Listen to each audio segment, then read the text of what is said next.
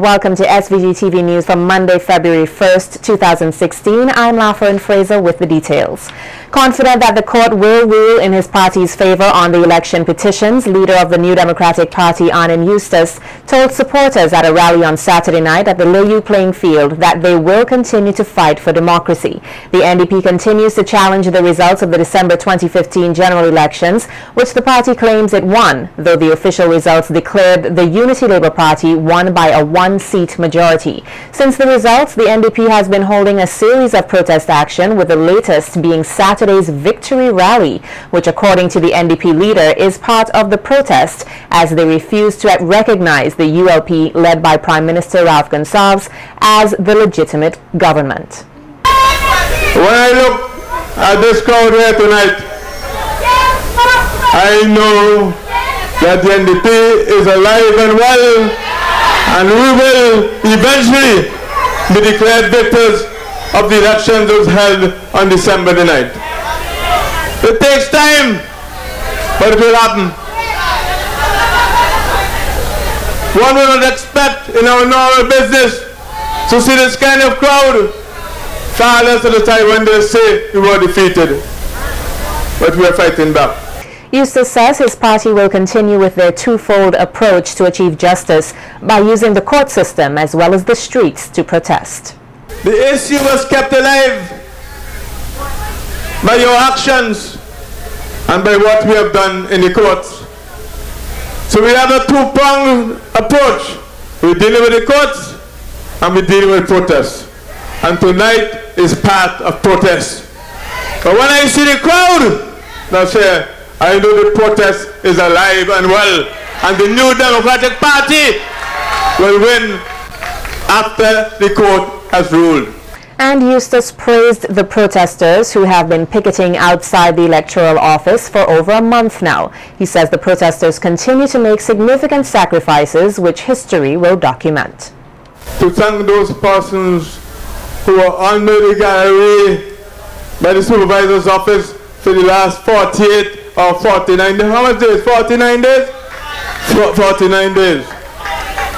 That is a tremendous sacrifice on behalf of those people, Luzette and Patches and the others, Empress and all those who are there on a regular basis in Camden Park and all over. I want to sincerely thank them for what they have done for not the New Democratic Party, what they have done for the people of St. Vincent and the Grenadines, in helping to keep democracy alive in our country at the time when all seems lost. They have made a significant sacrifice, and I'm very proud of them. And those of you who have joined them from time to time, I'm proud of that too.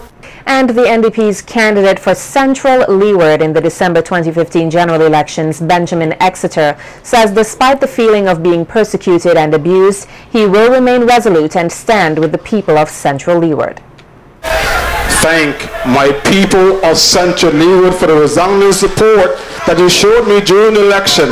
And you know we won this election. You know it belonged to us. You know it was stolen. So I challenge it in court. That is why they're trying to victimize me. But you know what? Come on down. Because in a by-election or next election, we will win by such large margins, you will not have a choice. We will take this, Central Leeward, because this belongs to us. They've arrested me. They've beaten me. They're throwing me in jail.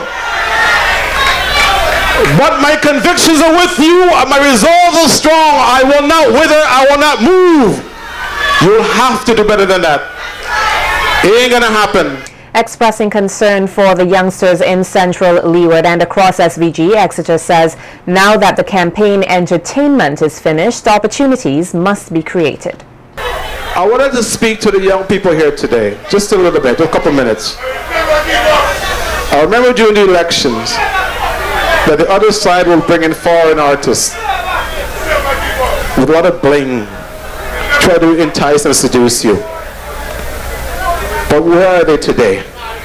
When the curtains are closed, where are they today? Young people, I know it's fun to party. Nobody party no more than myself. Trust me, I know the party. But at the end of the day, there'll come a time, young people, there'll come a time when you have to feed yourselves and your own family. You need your own homes. Where will you get the opportunity to do this? They're not telling you this. They're telling you, yes, we have education revolution, but where are the jobs? Where are the opportunity? That's what you need at the end of the day. With $197 million in the 2016 capital estimates, Prime Minister Dr. Alf Gonsalves says this is $98 million or 33% less than last year's figure. The finance minister pointed out that the reduction was a result of a number of projects coming to a conclusion. Would not mean a decline in actual activity on the ground,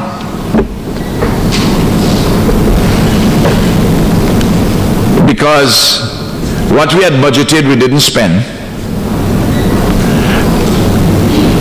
But what is significant to note in terms of the budget itself is that there's several matters on which we have spent are either finished or they are winding down. Like, for instance, the Argyle International Airport and some of the disaster projects, the disaster management projects.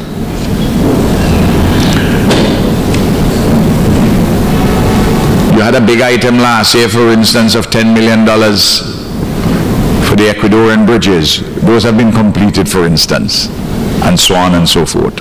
He gave a detailed outline of the 4 ministries that would be receiving major financing for 2016. Dr. Gonsalves also called on civil servants to do their utmost to get these projects completed and operational within the allotted time period.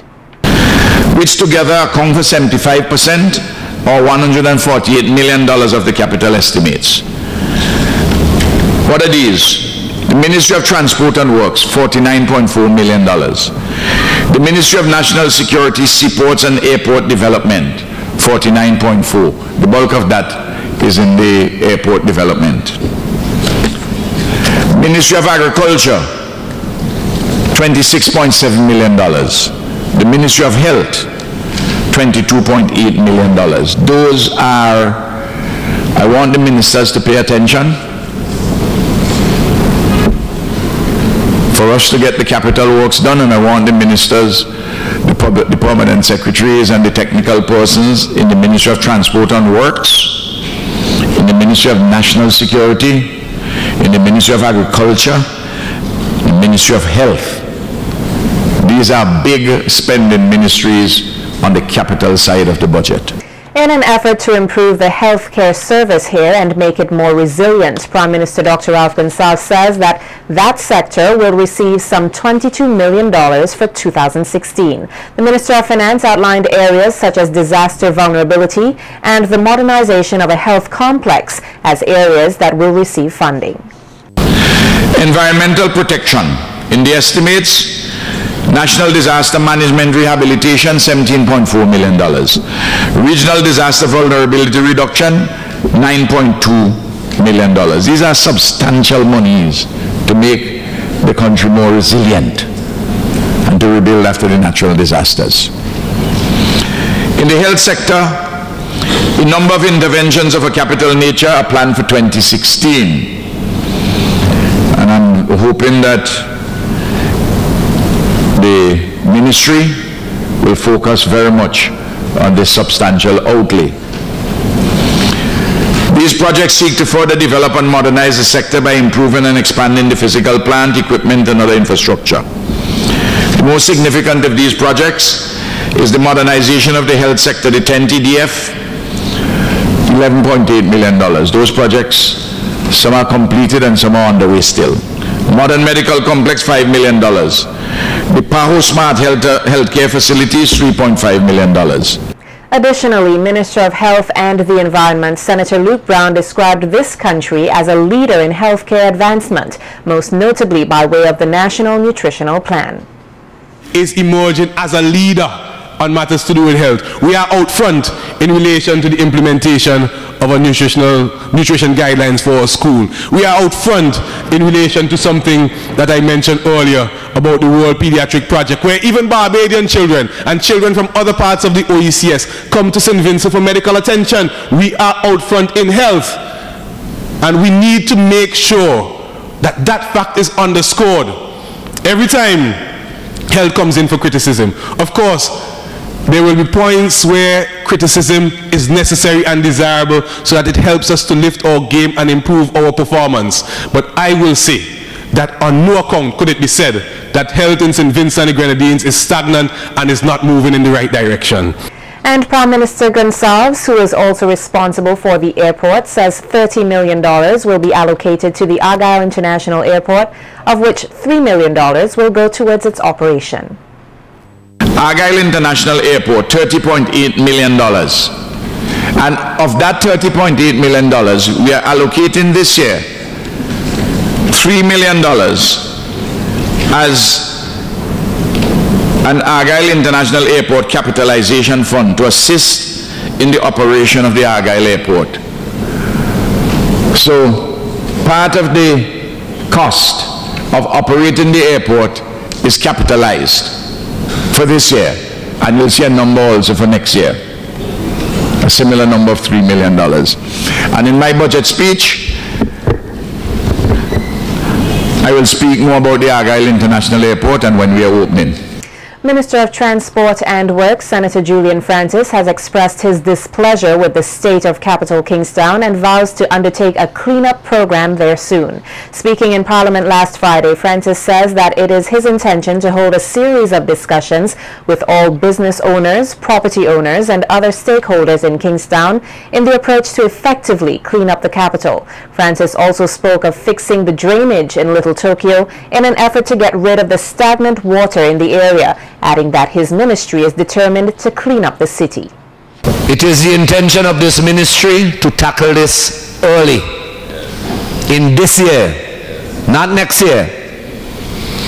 In fact, I have started work on this. I have spoken to all operators at Heritage Square, and I told them we intend to clean up Heritage Square. All these old tents and old storage bins and so on will have to go. I will use Bragsa, zip up the whole square, put pavement on it, and I'll put in no pressure on the Minister of Finance with this. We will find the resources to do it one way or the other. We intend to come up with a plan to clean up Little Tokyo, clean up the city, and make Kingstown as pretty as it used to be. Trust me, what I started 4 or 5 years ago, we will get it advanced in 2016. The minister said he also wants to introduce a ban on pallet wood, and that is his ministry's intention to build a standard shed in an effort to reduce clutter and garbage, to beautify Kingstown and boost tourism. We use pallet wood to do everything in town. And some conditions have to be put at the port and with business houses and container owners that when this pallet wood comes in, that we have to have some proper control on it. It is too easily accessible, too cheap, and we are building a lot of ugly looking furniture with it in the city. For me alone, I will recommend that all the pallet wood that is not utilized at the wharf be sent to the incinerator and burnt, so that persons can't get access to it. We will design a standard shed, the idea being that we ask the private sector and business and property owners in Kingstown to get involved, and we will consider some form of advertisement for them. If you are funding certain areas, if you are prepared to put some funds into it, we will give you plaque space for free advertisement. The Transport and Works Minister also spoke of additional plans for more cleanup and beautification of the city in the coming months. The government, that falls there as well, Kingstown Town Board, the Central Market, And again, very soon, in February, I'll be doing a walk through the market. I don't think I've been through that market in the last 4 years. And we will do some cleanup. Surely, the face of it that we painted 8 years ago, I think, needs another facelift. And we will start with putting up that one and see if that will be an inducement to others to follow. Minister of National Mobilization, Social Development, Family, Gender Affairs, Persons with Disabilities and Youth, Frederick Stevenson, in Parliament on Friday spoke of 6 of the priority programs of his ministry, which he says will continue to be the focus for 2016. Mr. Speaker, our strategic priorities for 2016 are as follows: to transition families from welfare to work using empowerment, treatment and economic measures, to promote the protection of women and children in abusive and conflict environments, to facilitate social, cultural and economic development at the community level, to empower youth to meaningfully participation in and contribute to national development, to facilitate the protection and inclusion of vulnerable and marginalized groups, example the elderly, persons with disabilities and chronically ill persons, and to strengthen parenting capacity amongst all family types. Stevenson says his ministry is dedicated to continuing their work of uplifting the poor and vulnerable here in SVG. The ministry would continue during this period and during this year to see how best we can assist our young persons, and we are hoping to continue the work of having 500 young persons on the Youth Empowerment Service Program. We're continuing to do the work in relation to the home care for the elderly, and that is a very important program within the ministry that we are targeting close to another 100 persons on that program for the year 2016. Mr. Speaker, in terms of social safety, in the period 2016, the ministry hopes to provide conditional cash transfer programs to families that are indigent, poor and vulnerable for the period once assessments have been determined and the duration and the type of assessment. In an effort to significantly reduce the rate for illiteracy here in St. Vincent and the Grenadines, $1 million has been designated to the book loan scheme. Speaking in Parliament on Friday, Education Minister St. Clair Jimmy Prince outlined a few of the plans of his ministry, adding that these plans are significant to the development of SVG. Mr. Speaker, honourable members, we know the importance of the book loan scheme, which provides for secondary school students, and this will be funded to the tune of $1 million this year. So the book loan scheme is not left out. It is there. Some people have been complaining about that, but there is money to continue this particular project. The Adult and Continuing Education Enhancement Project is in the sum of $50,000. This again is one of the flagships of the Ministry of Education. We intend to ensure that the community is involved, the adults and people who have dropped out of school have a second chance at enhancing their education, and therefore the Adult and Continuing Education Enhancement Project will be ongoing. Furniture.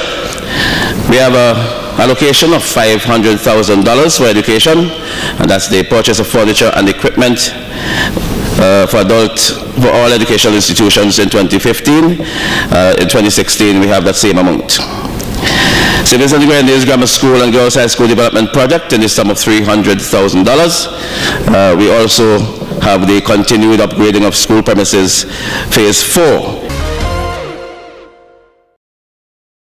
In more local news, with the current efforts made to raise awareness about domestic abuse and the Domestic Violence Act bill on Sunday's Hicks Talk program, Vincentians were given the opportunity to learn more about the profile of an abuser. Domestic violence can take a number of forms, including physical, verbal, emotional, economic, religious, and sexual abuse, which can range from subtle, coercive to physical abuse, which affects men, women, and children. Dr. Joseph Hazel Miller, psychologist at the Milton Cato Memorial Hospital, who was a panelist on the program, gave a brief profile of abusers, adding that there are different disorders with some dangerous red flags which persons need to look out for. They have outlined 3 particular disorders. We have the antisocial personality disorder, borderline personality, and the narcissistic. Now, these are very big terms, generally to say persons who have traits of deceitfulness, repeated lying would be the person that will be characterized as antisocial. The borderline, very unstable interpersonal dynamics. You tend to be in a lot of conflicts. You can't keep your relationships going well. The narcissistic is a person who have a grandiose sense of self-importance. It's all about them. Very selfish, very self-absorbed. Miller urges abused persons to seek support from friends and family, find a safe place. If injured, seek medical attention, since what seems to be like a small injury could be a big one. She adds that it is always wise to seek professional help if ever abused or experiencing abuse, since abused victims tend to have a few emotional scars subsequently. Speaking on the profile of an abused person, Dr. Miller says that this can vary, but some of the very telltale signs of abuse is that these persons tend to be social isolates, pulling away from crowds and any company that may question their well-being. You might find that they wear excessive amount of clothing, especially persons with marks on their skin. It's a long sleeve, even though it's very hot. You say, why you don't take off your jacket? No, it's fine. Or they have a lot of makeup. You might see that some of the abusers tend to be those that don't speak much. Even though they have something to say, they might typically write it and pass it to someone else. They tend to be those mothers who transfer a lot of their anger to their children because they don't know how to respond to the abuser themselves, so they pass it on to the children. You find there are some persons who they are not coping very well, so they are not sleeping. The lack of sleep makes them agitated easily, so on the job they're not performing very well. You find persons are daydreaming a lot, that they're just drifting off into space. Barrister at law and former registrar and magistrate Paula David said, as professionals who deal with abused persons, though often it may seem frustrating that persons endanger their lives repeatedly, it is their duty to treat each report or incident seriously and do what they are obligated to do. You try to sentence the abuser in such a way so that he will not be a danger to her anymore, because usually it is women who are victims of abuse. I'm not saying that men can't be, but usually it's women. And then you pass them on the street next week, the 2 of them hugging up, and they sweet. They come back next month, you're frustrated because you know what's going to happen. You try to make an appropriate sentence, and then 2 weeks after, he sweet talks her again. The 2 of them sweet. I can tell you, I was a judicial officer and I found it frustrating. But you do have to treat every single complaint as a serious complaint. Every time. Even if they are going to endanger themselves after you do what you're supposed to do, you need to do what you're supposed to do. And that's what we try. In related news, Police Superintendent and Head of the Criminal Investigation Department, Ruth Jacobs, says that when the Domestic Violence Act takes effect, the police will have a greater role to play to ensure that there will be an end to domestic violence in the country. Superintendent Jacobs says that under the new act, a police officer shall respond to every complaint of alleged domestic violence, whether or not the person or persons making the complaint or the report is a victim. The superintendent emphasized that though persons may insist on dropping charges or not to proceed with the case, the role and duty of the police is to be as professional as possible each time an individual makes a report. The report must be taken in the form specified by the Act, and it says the name of the parties. You have to record the names of the parties involved in the Act.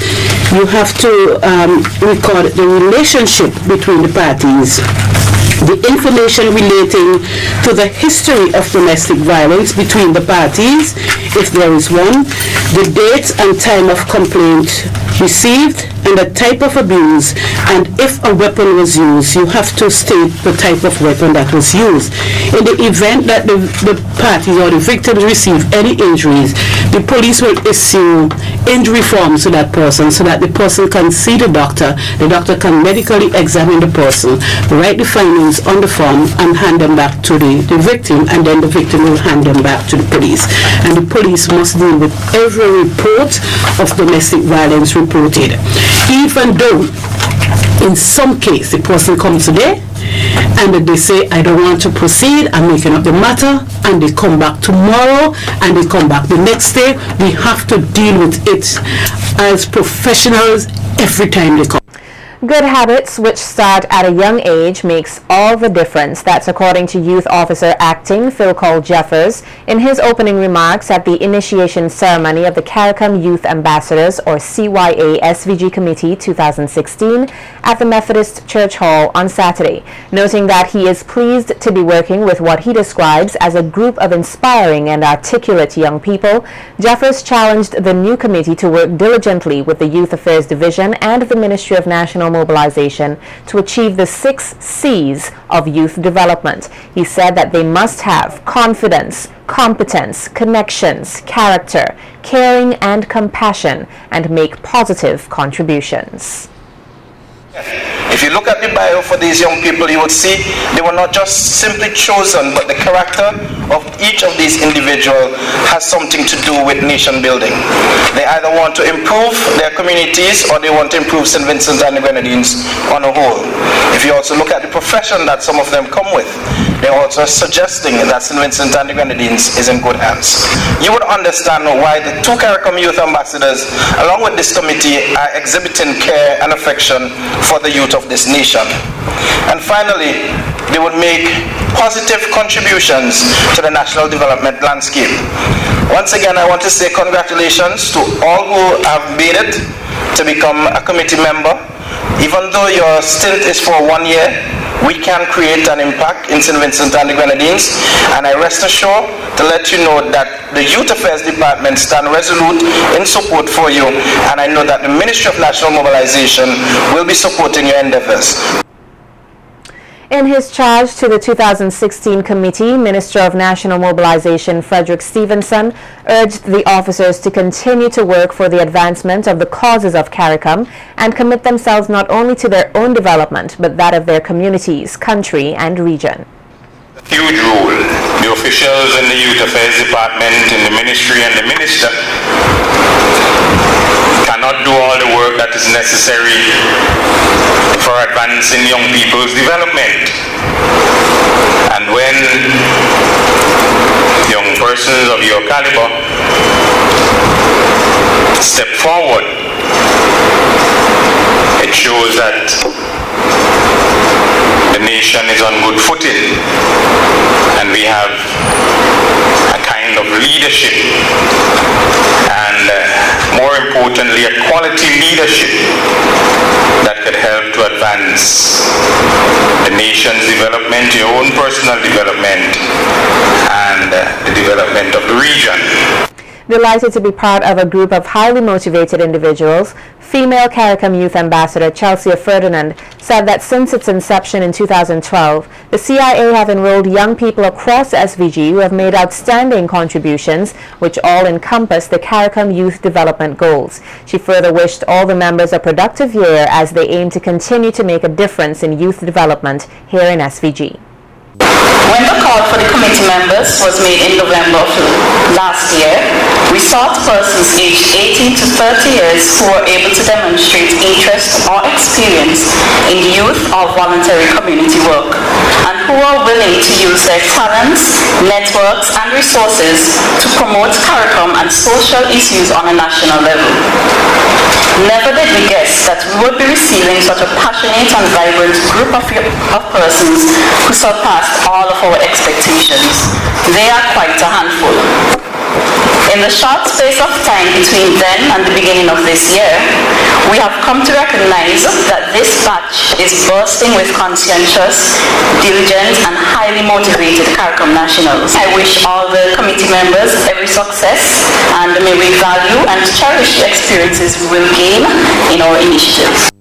The preliminaries of the Primary Schools Performing Arts Festival, or PRISPAF 2016, will commence here tomorrow on Tuesday, February 2nd at the Kingstown Preparatory School, 9 a.m. Remarks are expected from representatives of the Ministry of Tourism, Sports and Culture, Ministry of Education, National Reconciliation and Ecclesiastical Affairs, along with the sponsor of the festival, the East Caribbean Group of Companies, or ECGC. The grand days of the festival will be held at the Kingstown Methodist Church Hall on Tuesday, March 8th and Wednesday, March 9th, 2016. A closing ceremony will follow the showcase on Wednesday, March 9th. PRISPAF is a production of the Ministry of Tourism, Sports and Culture in collaboration with the Ministry of Education, National Reconciliation and Ecclesiastical Affairs.